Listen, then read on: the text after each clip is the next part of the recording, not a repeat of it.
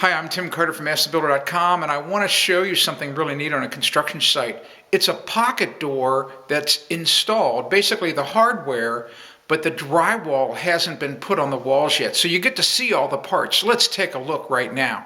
Okay, so here it is. It may look a little confusing, but this big opening right here,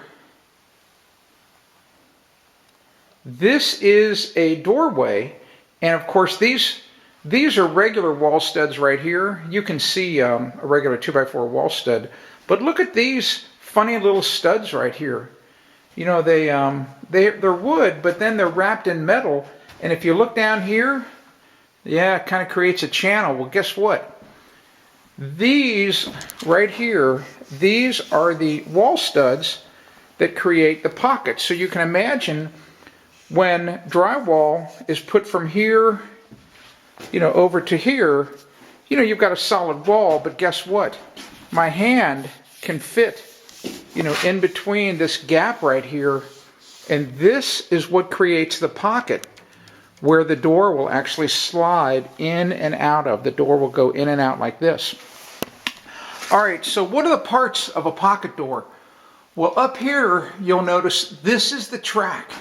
You know, this track starts here against this wall stud here and runs all the way across to this other wall stud here. And these thin wall studs, they are a combination of wood and metal, and that's for a reason.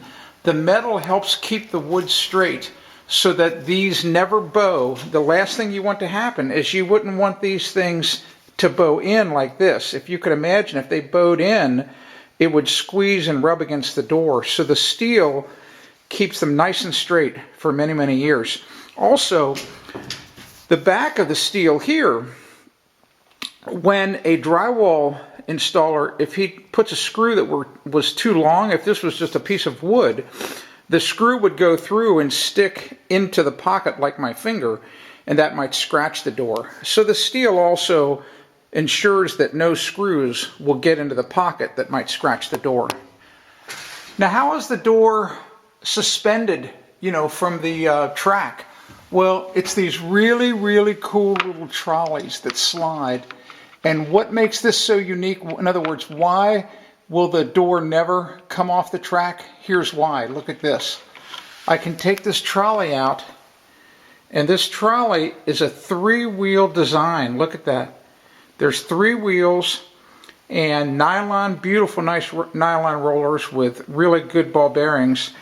And this trolley fits up inside here, and once you have it installed like this, once it's installed, and then you have your wood over here, it's impossible for this trolley to come out of the track. It just simply can't do it because the side walls of the track are solid metal. So there's 2 trolleys, you can see them here, and the hardware in this bag is what you use to connect the door to the trolleys. It's all very, very ingenious. It's really, really a good, really a good system.